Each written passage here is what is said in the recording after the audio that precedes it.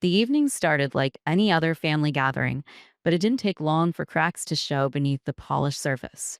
Patrick and I had been invited to dinner at his sister Lila's townhouse, a place she described as modestly artistic, though anyone could see the over the top decor screamed desperation more than refinement. I had barely stepped through the door when Lila embraced me with her usual theatrical warmth, the kind that made me feel more like an audience than a sister in law. Isabel, you're glowing as usual. Running a $1 billion empire must be such a breeze for you, she said, her voice dripping with that faux admiration she wielded like a weapon. Before I could respond, she leaned closer and whispered, "Some of us aren't blessed with such luck, though." I smiled politely, the way I always did when Lila decided to air her grievances under the guise of small talk. Patrick, oblivious as ever, was already at the bar, pouring himself a whiskey and chatting with Lila's husband, Eric, who looked like he wanted to be anywhere else. Dinner was a predictable affair. Lila dominated the conversation, throwing passive aggressive jabs at me while Patrick laughed along, either unaware or unwilling to acknowledge her tone. She asked questions about my company, but twisted each response into an opportunity to undermine my achievements. "Oh, it must be so nice to have everything handed to you," she said at one point. "I mean, I'd kill for the kind of connections you were born into." I wanted to snap back, to tell her that I'd built my company from the ground up, that the inheritance I'd received was a fraction of what I'd earned through sleepless nights and endless sacrifices. But I bit my tongue. Patrick had always said Lila was sensitive, and confronting her usually ended in drama. So I stayed quiet, letting her words hang in the air like smoke. The night took a darker turn after dessert. Lila cornered me in the kitchen while I was helping clear plates, her face shifting from faux charm to calculated seriousness. "Isabel, I need to talk to you," she said, setting down her wine glass with a little too much force. "My gallery is struggling. It's these damn investors. They're so fickle, you know? I was hoping you could help." I knew where this was heading. Help was Lila's favorite euphemism for money. I'd already lent her funds twice before, and not a cent had been returned. Each time, she promised it was the last, that she'd pay me back once the gallery took off. But it never did. "How much are you looking for?" asked, keeping my tone neutral. She smiled, sensing victory. "Oh, nothing much. Just enough to cover a few months' rent and some operational costs. Maybe 50,000. I hesitated. I wanted to say no, to remind her of the unpaid loans, but I also knew how Patrick would react if I refused. He hated conflict, especially when it came to his family. So I nodded, agreeing to think about it, which was my usual way of buying time. When we got home that night, I couldn't shake the feeling of unease. Something about Lila's desperation felt different this time, more calculated. Patrick, as usual, brushed it off when I brought it up. "She's just going through a rough patch," he said, kicking off his shoes and settling into the couch. "It's not like she's asking for millions. She's family, Isabel." I didn't argue. There was no point. Patrick's loyalty to Lila ran deep, forged by years of shared struggles before I came into the picture. I'd learned early in our marriage that questioning her motives often led to tension between us, so I let it drop. But that nagging feeling in my chest didn't go away. The next morning, as I reviewed my accounts over coffee, my heart stopped. A large withdrawal had been made from the family's joint fund, $50,000 to be exact. Lila hadn't even waited for my answer. She'd taken the money as if it were hers to claim. I called Patrick immediately, my voice trembling with a mix of anger and disbelief. "Did you approve this?" Lila took 50,000 from the account. He groaned, clearly annoyed that I was bringing it up. "She probably thought it was fine since you said you'd think about it." "Thinking about it doesn't mean yes, Patrick," I snapped. "This is our money, not hers. She's not stealing, Isabel. She's just in a tough spot. Why are you making such a big deal out of this?" I couldn't believe what I was hearing. Patrick's ability to dismiss Lila's behavior never ceased to amaze me. I hung up before the conversation could escalate, my frustration boiling over. Over the next few days, Lila's behavior only worsened. She began texting me incessantly, not to apologize, but to justify her actions. I knew you'd help because you're always so generous, one message read. Another said, "It's not like you need it, Isabel. You probably wouldn't even notice if I hadn't said anything." Her audacity left me speechless. And then, as if that wasn't enough, I overheard her talking to a mutual acquaintance at a charity gala later that week. She was laughing, telling them how stingy I was and how I lorded my money over the family like it was a crown. That was the breaking point. I couldn't stay silent anymore. That night, I confronted Patrick again, laying out everything: her unauthorized withdrawal, her constant belittling, and the rumors she was spreading. But instead of siding with me, he doubled down on his defense of her. "She's just venting," he said, his tone exasperated. "You're overreacting, Isabel. You know how she gets when she's stressed." Overreacting. That word hit me like a slap. I felt the ground shift beneath me, the realization sinking in that Patrick would never see Lila for who she really was. He couldn't or wouldn't stand up to her, even if it meant jeopardizing our marriage. I didn't say anything else that night.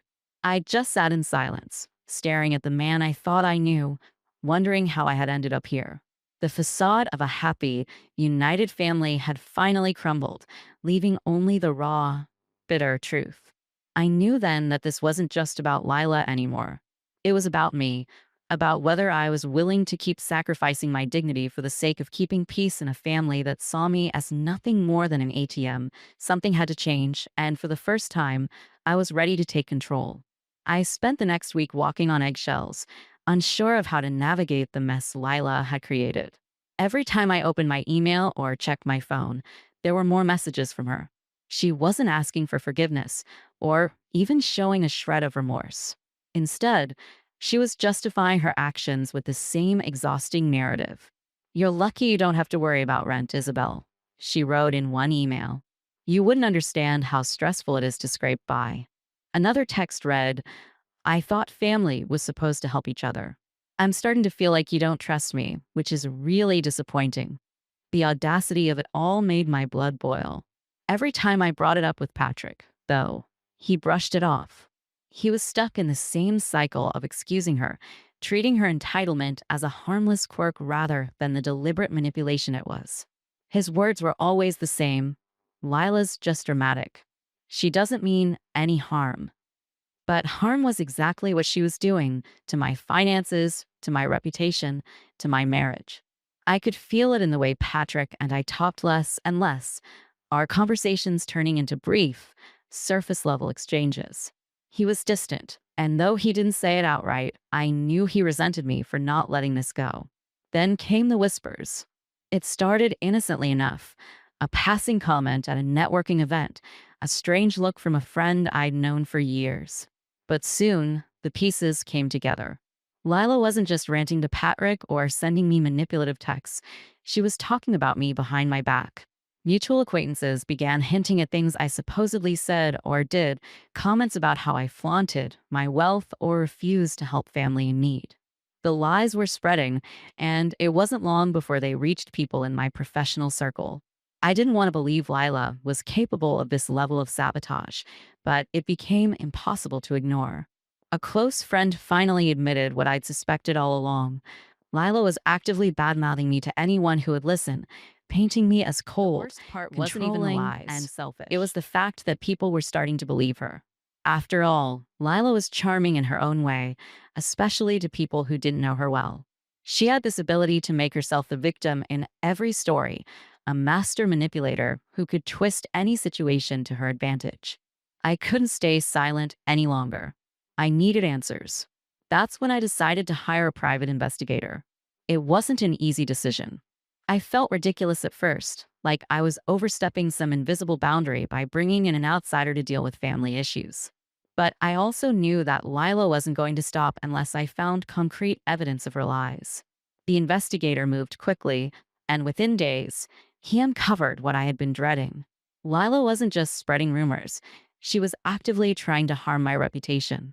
She had been leaking fabricated stories to a tabloid journalist, claiming I was embezzling money from my own company to fund my lifestyle. She had also been funneling money from the family account into her failing gallery, using it to pay off personal debts and bankroll luxury vacations she didn't want anyone to know about. The evidence was damning, but it also came with a heavy weight. I couldn't ignore it anymore. I had to confront Patrick. That night, I laid everything out in front of him: the withdrawals, the rumors, the fabricated stories. I showed him the screenshots, the financial records, the investigator's report. At first, he didn't say anything. He just sat there, staring at the evidence like it was written in a language he didn't understand. Finally, he sighed and ran a hand through his hair. "This is too much, Isabel," he said. "She's my sister. What am I supposed to do? Cut her off completely?" "Yes," I said, my voice firm. "That's exactly what we need to do. She's stealing from us, Patrick. She's lying to people about me. How much more are you willing to let her take?"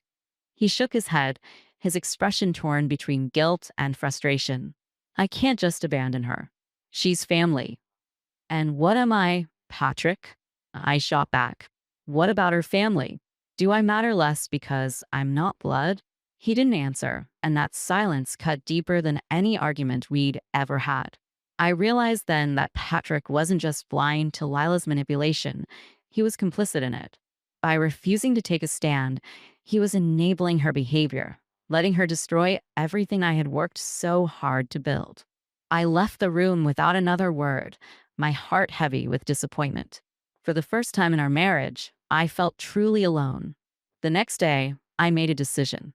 If Patrick wasn't going to stand up for me, I would stand up for myself. I contacted my lawyer and began the process of cutting Lila off financially. I froze the family account she had been siphoning money from and put safeguards in place to prevent her from accessing any of my personal funds. It wasn't a permanent solution, but it was a start. Lila's reaction was swift and predictable.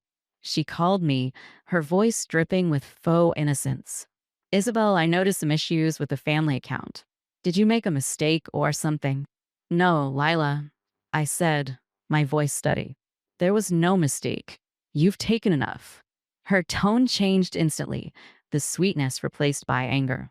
"You can't do this to me. I'm your family, Isabel. Don't forget who helped you when you first married Patrick." I laughed bitterly. "Helped me? By spreading lies about me? By stealing from me?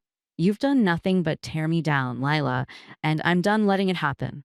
She tried to backpedal, her voice shifting to fake vulnerability. "I was just stressed, Isabel.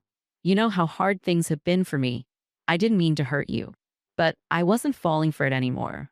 I hung up, her words still echoing in my ears. For the first time in weeks, I felt a sense of clarity. Lila might have been family, but she wasn't my responsibility. I had spent too long sacrificing my peace for people who didn't value me, and it was time to take back control. The fallout was inevitable. Patrick was furious when he found out I had frozen the account, accusing me of overstepping and escalating the situation. But I didn't care. I was done playing the role of the accommodating wife, done letting Lila manipulate me while Patrick stood by and watched. I knew the road ahead wouldn't be easy, but for the first time in a long time, I felt strong. Lila's games might have shaken me, but they hadn't broken me, and I was determined to make sure they never would. The fallout from freezing the account hit harder and faster than I'd expected. Lila wasted no time painting herself as the victim, calling Patrick in tears and claiming I was trying to ruin her life. Patrick, of course, rushed to her defense, leaving me to feel like the outsider in my own marriage. That night, as I sat across from him at the dinner table, the silence between us was deafening.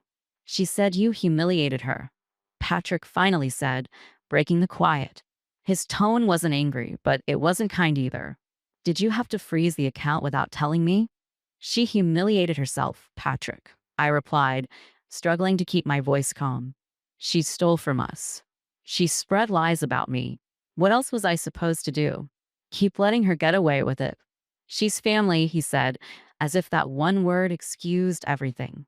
"You could have handled it differently." My patience snapped. "Differently? How exactly?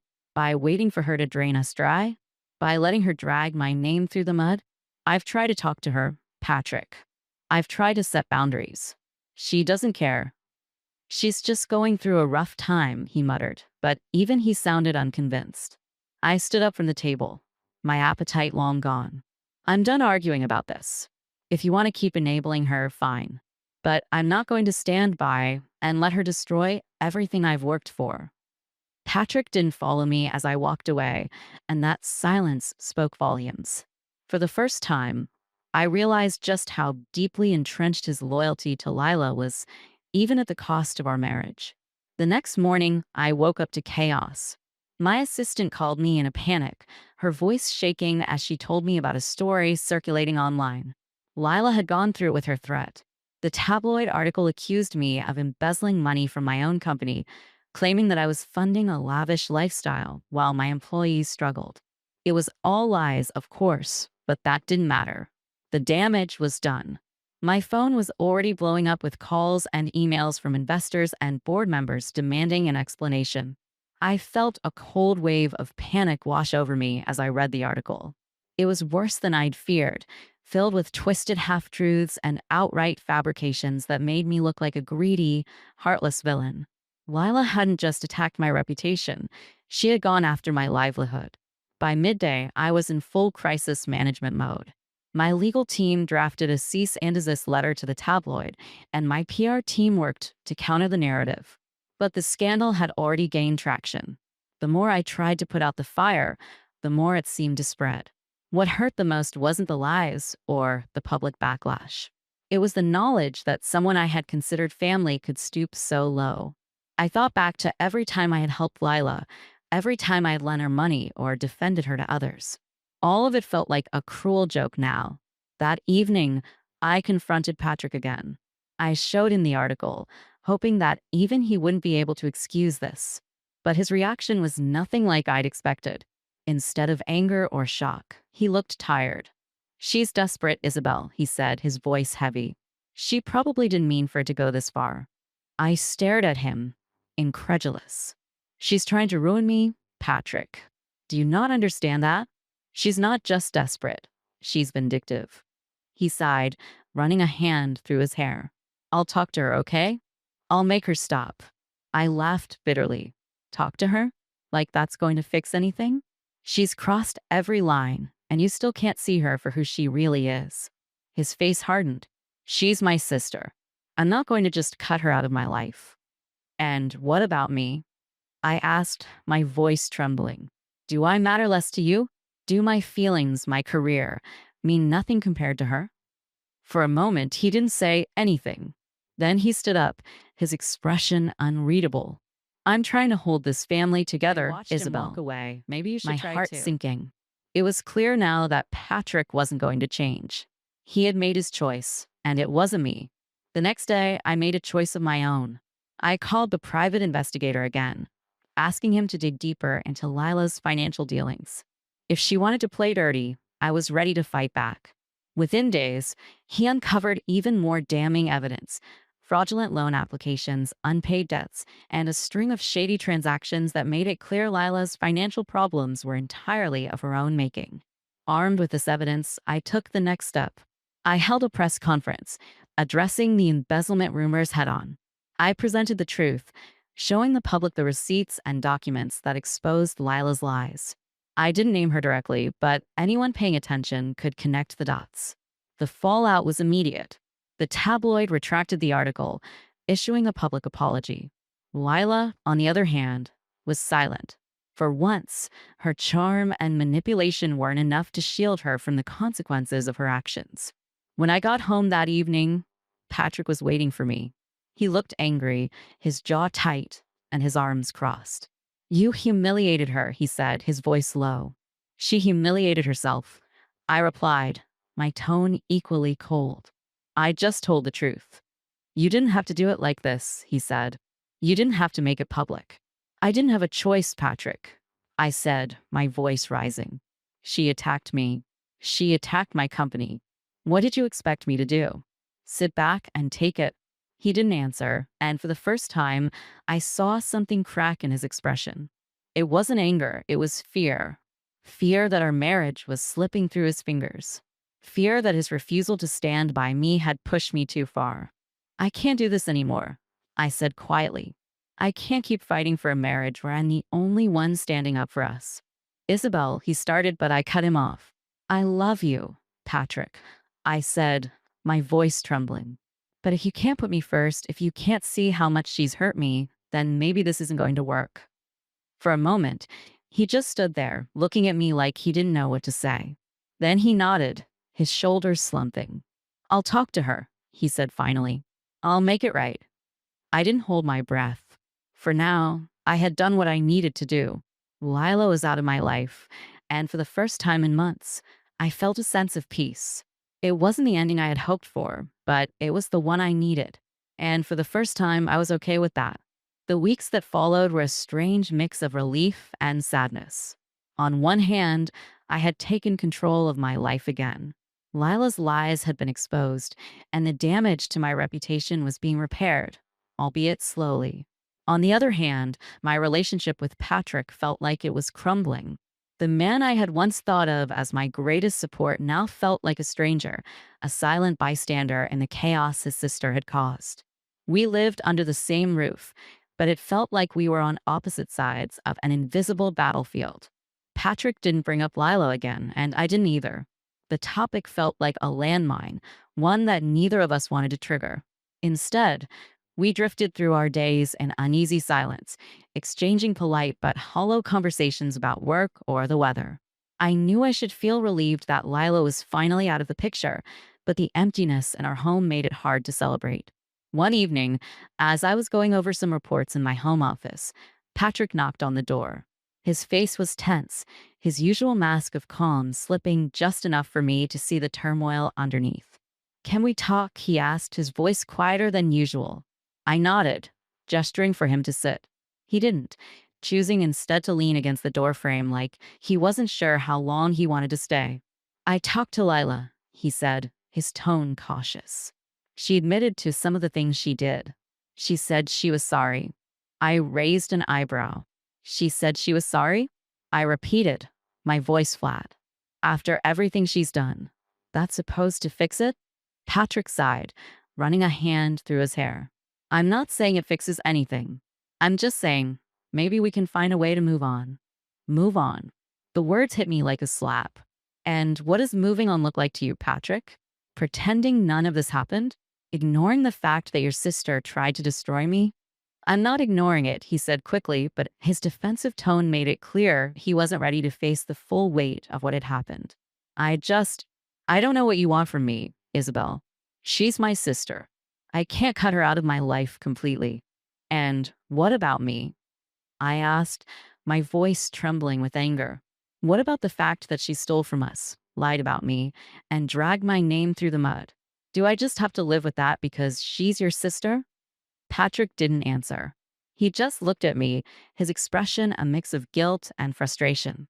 I realized in that moment that he wasn't going to change. He couldn't or wouldn't stand up to Lila, no matter how much it cost us. I turned back to my reports, dismissing him with a wave of my hand. I don't want to talk about this anymore. Do whatever you want, Patrick. I'm done fighting for something you clearly don't care about. He opened his mouth like he was going to say something, but then he closed it again and walked away. The door clicked shut behind him, leaving me alone with my thoughts. The next morning, I woke up with a sense of clarity. I had spent so much time trying to fix things, my reputation, my finances, my marriage, that I hadn't stopped to think about what I really wanted. For months, I had been reacting to Lila's actions, letting her control the narrative of my life. But now, with her out of the picture, I realized I had the power to take back control, not just of my reputation, but of my happiness. I made a list. It wasn't anything formal, just a collection of thoughts jotted down in a notebook. Things I wanted, things I needed. At the top of the list was one word: boundaries. I had let too many people cross mine, sacrificing my peace for the sake of keeping the peace. That had to stop. The first step was setting those boundaries with Patrick. That evening, I sat him down and told him exactly how I felt. I need to know where we stand, I said, my voice calm but firm. Because right now, it feels like you're still prioritizing Lila over me. Patrick looked at me, his eyes filled with a mix of sadness and regret. That's not what I want, he said quietly. But it's hard, Isabel. She's family. So am I said, my voice breaking slightly. Or at least I thought I was. But the way you've treated me these past few months, it doesn't feel like I matter to you anymore. You do matter, he said quickly, reaching for my hand. I just, I don't know how to handle this. Lila and I have always been close, and this whole situation, this isn't about her anymore, Patrick. I interrupted, pulling my hand away. This is about us, about whether you're willing to stand up for me, to put me first. Because if you're not, I don't see how this marriage can survive. The words hung in the air like a weight, heavy and unrelenting. Patrick didn't say anything, and his silence felt like an answer in itself. I need time, I said finally, standing up. I can't keep living like this. I'll be staying at the apartment downtown for a while. Patrick's eyes widened in surprise, but he didn't try to stop me. Isabel, he said, his voice soft. I don't want to lose you. Then show me, I said simply, walking away before he could say anything else. The days that followed were both liberating and painful. I moved into the apartment I kept near my office, filling the space with little touches that made it feel like home. For the first time in months, I felt a sense of peace. But the absence of Patrick weighed on me, a constant reminder of what I had lost, or maybe what I had never really had. I threw myself into my work, focusing on rebuilding my company's reputation and strengthening my team. The experience with Lila had taught me valuable lessons about trust and resilience, lessons I applied to every aspect of my life. Slowly but surely, I started to feel like myself but again. Our conversations were brief and stilted. He apologized, of course, but his words felt hollow without actions to back them up. I told him I needed space, and for once, he respected that. As the weeks turned into months, I realized something important. I didn't need Patrick to feel whole. I had spent so much of my life defining myself through my relationships, with him, with Lila, with my family, that I had forgotten who I was without them. But now, in this quiet, peaceful apartment, I was rediscovering that person. And she was stronger than I had ever given her credit for. One evening, as I sat on the balcony watching the sunset, I felt a sense of closure wash over me. I didn't know what the future held for Patrick and me, but for the first time in a long time, I was okay with that. Because no matter what happened, I knew I would be okay. I was finally free. The morning I officially moved into my downtown apartment felt like both a relief and a defeat. The space was sleek and modern, the kind of place that would have been a dream to live in when I was single. But now it felt like a place I'd chosen out of necessity rather than excitement. It was quiet, too quiet, the absence of Patrick's familiar presence unnerving. Still, I told myself that this was what I needed, a fresh start, a chance to reclaim my peace. The first few days passed in a blur. I threw myself into work, determined to rebuild my company's image after Lila's disastrous smear campaign. Meetings with investors, interviews with journalists, and late-night calls with my PR team became my new routine. The distraction was welcome, but it didn't erase the ache I felt every time I looked at my phone and saw no messages from Patrick. He called once, the day after I left. I answered hesitantly, unsure of what to expect. I just wanted to check in, he said, his voice softer than I'd heard it in months. How are you doing? I wanted to tell him the truth, that I felt lost and angry and hurt, but I couldn't bring myself to say the words. Instead, I forced a polite tone. I've seen it, just busy with work. There was a pause on his end, and I could almost hear the gears turning in his mind. I miss you, he said finally, and for a moment, I felt a flicker of hope. But then I remembered all the times he had chosen Lila over me, all the times he had dismissed my feelings or refused to stand up for me. I need time, Patrick, I said firmly. I think we both do. The silence that followed felt heavy, but eventually, he sighed. I understand. Take care of yourself, Isabel. When the call ended, I set my phone down and stared out the window, wondering if I had made the right decision. It would have been so easy to fall back into old patterns, to forgive him and hope things would get better. But I knew better now. Hope wasn't enough. I needed action, proof that he was willing to change, to fight for us the way I had fought for him. As the weeks went by, I started to feel stronger. The distance from Patrick, while painful, gave me clarity. I began to see the cracks in our relationship more clearly, the ways we had both let things fester instead of addressing them head on. I realized that I had spent so much time trying to keep the peace with Lila that I had neglected my own needs, my own happiness. One afternoon, while I was reviewing some paperwork in my office, my assistant buzzed in to let me know I had a visitor. I frowned, not expecting anyone, but told her to let them in. A few moments later, Patrick walked through the door, looking more disheveled than I'd ever seen him. "Patrick," I said, surprised.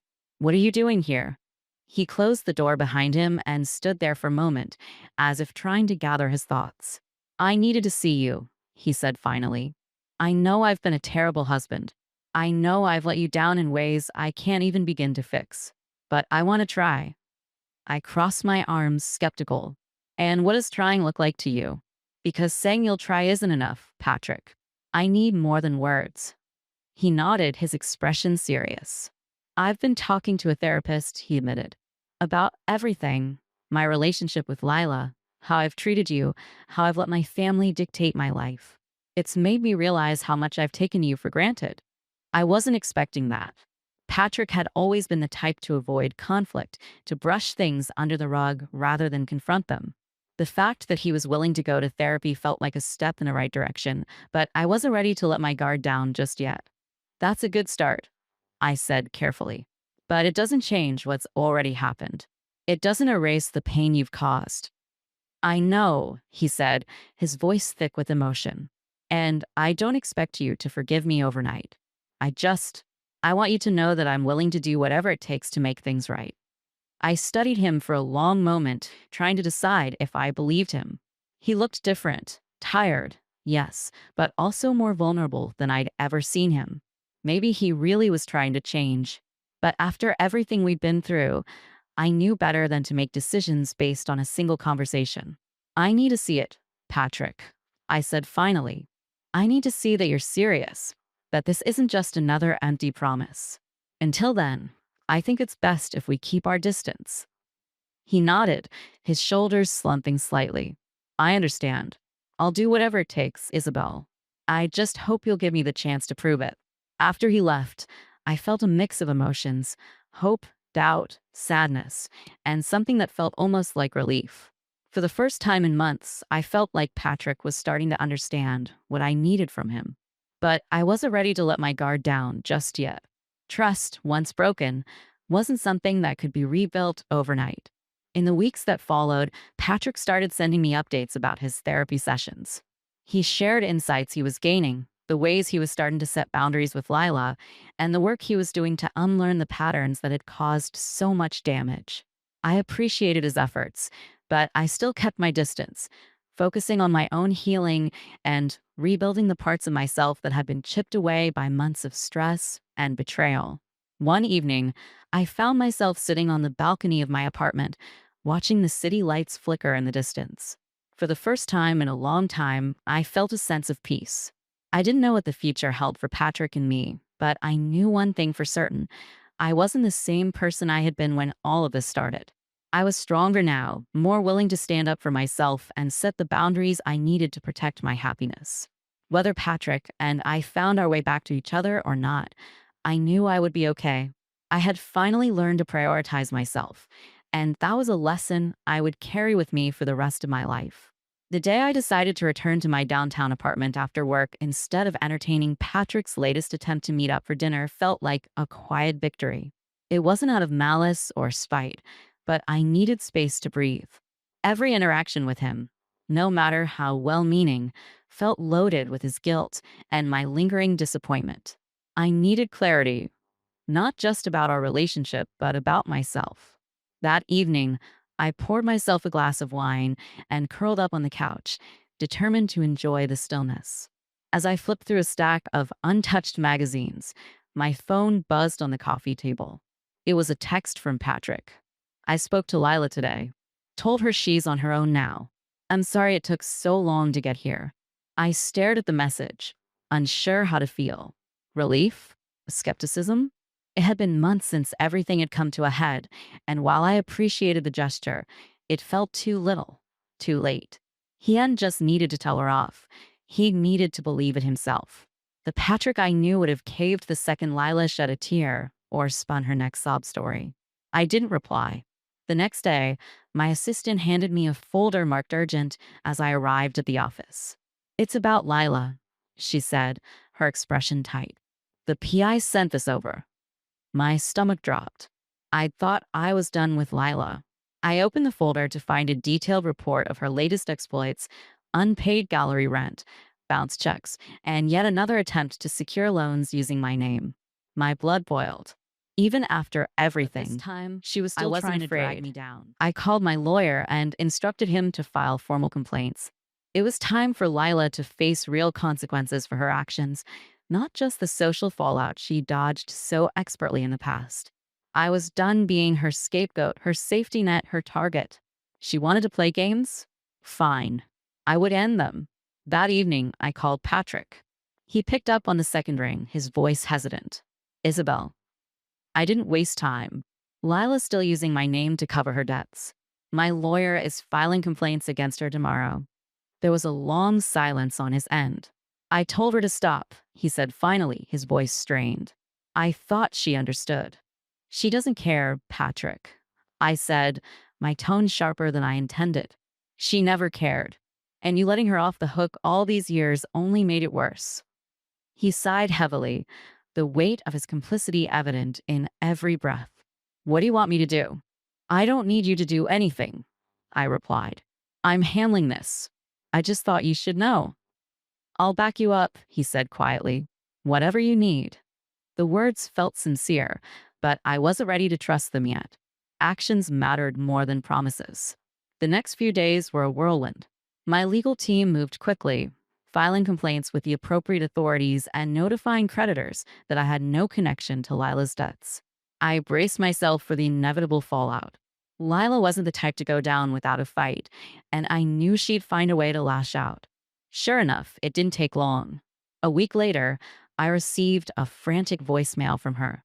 "Isabel, you can't do this to me," she said, her voice trembling with a mix of anger and desperation. "You're ruining my life. I made some mistakes, but we're family. Family doesn't do this to each other." I deleted the message without responding. I'd heard it all before. The excuses, the guilt trips, the manipulative appeals to my sense of loyalty. But this time, I refused to let her words affect me. She had burned every bridge between us, and I wasn't about to rebuild them for her convenience. Later that evening, Patrick showed up at my apartment unannounced. I opened the door to find him standing there with a defeated expression, holding a folder of his own. "What's this?" I asked, stepping aside to let him in. "It's everything I've been working on in therapy," he said, handing me the folder. "Notes, exercises, reflections. I've been trying to understand why I let Lila control so much of my life, why I let her come between us." I set the folder on the counter without opening it. "And what did you figure out?" He ran a hand through his hair, looking uncomfortable. "I think I felt responsible for her. After our parents died, I became the one she leaned on. I thought protecting her was my job, even when it meant ignoring what was right." "And what about protecting me?" I asked, my voice quieter but no less firm. "Wasn't that your job too?" His face crumpled, and for the first time, I saw tears in his eyes. "I failed you," he said simply. "I see that now, and I hate myself for it." I wanted to comfort him, to tell him it was okay, but the truth was it wasn't. Not yet. "Words aren't enough, Patrick," I said softly. "I need to see that you're willing to make real changes. Not just for me, but for yourself." "I know," he said, his voice steady despite the tears. "And I will. I just hope you'll give me the chance to prove it." I nodded, not ready to make any promises, but willing to keep the door open. Just a crack. "We'll see," I said, my voice neutral. "For now, I need time." He left shortly after, and I spent the rest of the evening flipping through the folder he'd given me. It was filled with handwritten notes and thoughtful reflections, evidence of a man trying to untangle years of guilt and misguided loyalty. It was a start, but only time would tell if it was enough. The next morning, I woke up feeling lighter. Lila's hold on my life was finally loosening, and while my relationship with Patrick was still uncertain, I felt a glimmer of hope. For the first time in a long time, I was putting myself first, and it felt good. As I sipped my coffee and watched the city come to life outside my window, I realized something important. No matter what happened next, I would be okay. I was stronger than I had ever given myself credit for, and I wouldn't let anyone, not Lila, not Patrick, not even my own doubts, take that away from me again. The day the story about Lila's financial misconduct broke in the news, I woke up to a dozen messages on my phone. Most were from colleagues and acquaintances who had seen the headlines and wanted to weigh in with either their sympathy or their curiosity. She's being exposed at last. One text read. Another said, I can't believe she had the nerve to involve you in all of this. Hope you're okay. I sipped my coffee, scrolling through the messages with a mix of relief and apprehension. It wasn't a sense of triumph that settled over me. It was more like exhaustion. Exposing Lila's lies and manipulations had been necessary, but the fallout was proving to be a heavier burden than I'd anticipated. Around noon, I got a call from Patrick. I hesitated for a moment before answering, bracing myself for what might come next. She's a mess, he said without preamble. She's calling everyone she knows, trying to spin the story. But no one's buying it. The evidence is too solid.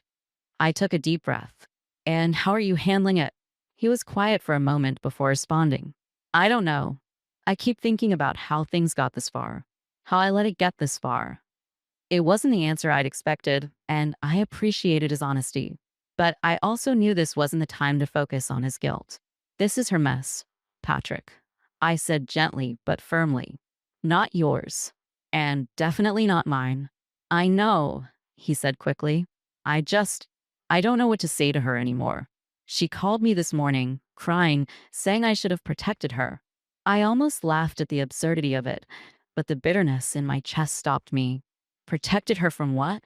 From the consequences of her own actions? That's exactly the problem.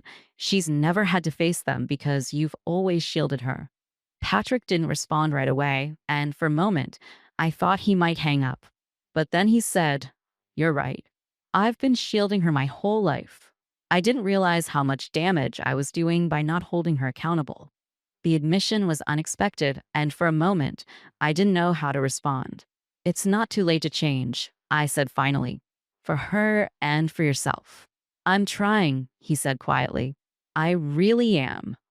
After we hung up, I couldn't shake the heaviness that lingered in the air. Patrick was finally starting to see the truth, but the damage Lila had caused still felt insurmountable. For the rest of the day, I buried myself in work, trying to distract myself from the complicated mess of emotions swirling inside me. By evening, I convinced myself to take a break. I opened a bottle of wine, curled up on the couch, and let the quiet of my apartment wash over me. But just as I was starting to relax, there was a knock at the door. I opened it to find Patrick standing there, looking disheveled and a little lost. He was holding the small box in his hands, and his eyes were red, like he'd been crying. Can I come in? He asked hesitantly.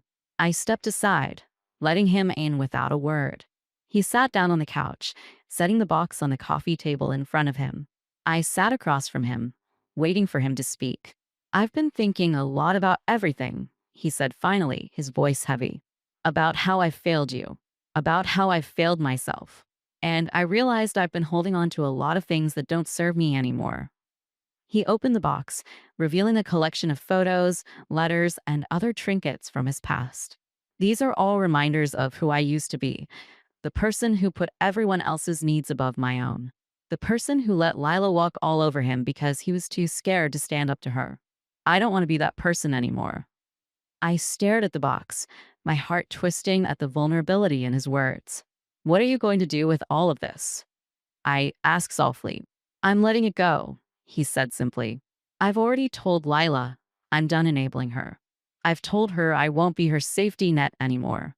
She didn't take it well, of his words but hit that's me her problem like a tidal wave. For so long, I'd felt like I was fighting this battle alone, and now, finally, Patrick was stepping up. But even as relief washed over me, I couldn't ignore the lingering doubts in my mind. I appreciate what you're doing, I said carefully. But this doesn't fix everything, Patrick. We still have a lot to work through. I know, he said, his eyes meeting mine. And I'm ready to do that work, Isabel. I don't want to lose you. His sincerity was clear, but I wasn't ready to let my guard down just yet. It's going to take time, I said honestly. I need to see that you mean it, not just with Lila, but with everything. He nodded, his expression serious. I understand. And I'm not expecting you to forgive me overnight. I just want a chance to prove that I can be better. We sat in silence for a while, the weight of the conversation hanging between us. Finally, I reached for the wine bottle and poured him a glass. Let's take it one step at a time, I said, handing it to him. He smiled faintly, raising the glass in a silent toast. One step at a time.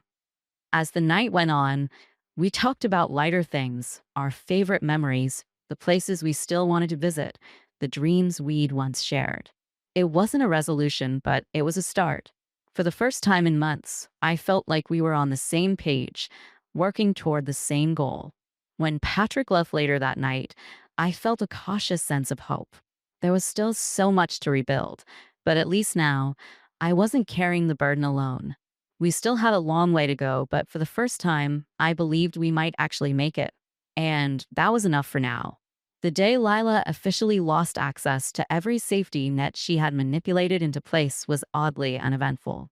There were no dramatic confrontations, no tearful pleas for forgiveness. My lawyer confirmed that the legal complaints had been processed, and the creditors she'd been defrauding were now pursuing her directly. I had expected a wave of satisfaction to wash over me, but instead, I just felt tired. Lila's chaos had consumed so much of my life, and now that it was finally over, all I wanted was peace. Patrick called me that evening. She knows, he said simply. She called me earlier, screaming about how I betrayed her. And what did you say? I asked, keeping my tone neutral. I told her the truth, he said, surprising me. I told her she brought this on herself, that you didn't do anything wrong, and that I should have stopped her years ago. I wasn't sure how to respond. Patrick had spent so much time enabling Lila's behavior that it felt surreal to hear him finally take a stand. How did she take that? I asked, even though I could guess the answer. She hung up on me, he said. And honestly, I think it's for the best. His voice sounded lighter than it had in months, and for the first time, I felt a flicker of hope. Maybe he really was changing. Maybe he was finally letting go of the toxic loyalty that had kept him tethered to his sister for so long. But even as I allowed myself to feel a glimmer of relief, I knew this wasn't the end of the road.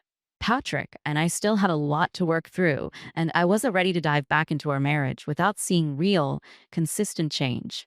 Patrick, I said carefully, I'm glad you stood up to her. I really am.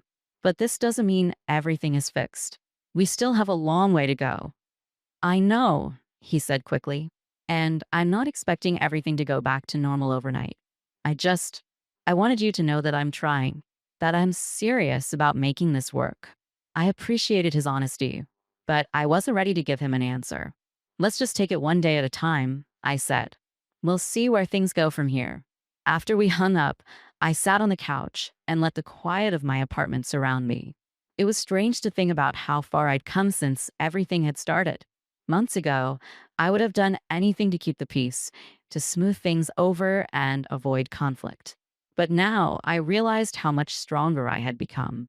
I wasn't afraid to stand up for myself anymore, and I wasn't willing to settle for less than I deserved. The next few weeks passed in a blur of work and quiet evenings alone. Patrick and I spoke occasionally, but I kept my boundaries firm, refusing to let him back into my life completely until I was sure he had earned it. He continued his therapy sessions, and though he shared bits and pieces of what he was learning, I made it clear that I needed to see actions, not just words. Then one evening, he showed up at my apartment unannounced. I opened the door to find him holding a small box and looking more nervous than I'd ever seen him. What's this? I asked, gesturing to the box. It's everything I've been working on, he said, stepping inside. My therapist suggested I write down all the ways I've let you down, every time I chose Lila over you, every time I dismissed your feelings or made you feel like you weren't enough. I wanted to show you that I understand now, that I'm not making excuses anymore. I took the box from him, feeling a lump rise in my throat. Patrick, I started, but he held up a hand. Let me finish, he said. I know I've hurt you in ways that I can't take back, but I want you to know that I see it now. I see how much you've done for me, for this marriage, and I hate that it took me so long to appreciate it. I can't promise I'll be perfect, but I can promise I'll do everything in my power to be better. For a moment, I didn't know what to say. His words felt genuine, and the vulnerability in his voice was unlike anything I'd ever heard from him before. But I also knew that trust wasn't something that could be rebuilt with a single gesture, no matter how heartfelt. Thank you for sharing this with me, I said finally, setting the box on the counter. It means a lot to know that you're taking this seriously. But I need time, Patrick. I need to process everything and figure out what I really want. He nodded, his shoulders slumping slightly. I understand, he said. I just hope you'll give me the chance to prove myself. As he left, I felt a strange mix of emotions: hope, doubt, sadness, and a small flicker of something that felt like forgiveness. I wasn't sure where we were headed, but for the first time, I felt like we were moving in the right direction. The following week, I received a letter in the mail. It was from Lila. I almost threw it away without opening it, but curiosity got the better of me. The letter was short, filled with half hearted apologies and thinly veiled attempts to justify her behavior. I was desperate, she wrote. I didn't mean to hurt you. I hope someday you can forgive me. I folded the letter and placed it in a drawer, unsure of what to do with it. Forgiveness was something I might find eventually, but it wasn't something I could offer freely, not yet, and maybe not ever. As I sat on the balcony that evening, watching the city lights flicker in the distance, I realized how much my life had changed in the past few months. I had faced betrayal, heartbreak, and uncertainty, but I had come out stronger on the other side. No matter what happened with Patrick, no matter what Lila tried to do next, I knew I would be okay. Because for the first time in a long time, I was standing on my own 2 feet. And that was enough. The decision to move forward with my life, whether Patrick would be part of it or not, wasn't a sudden revelation.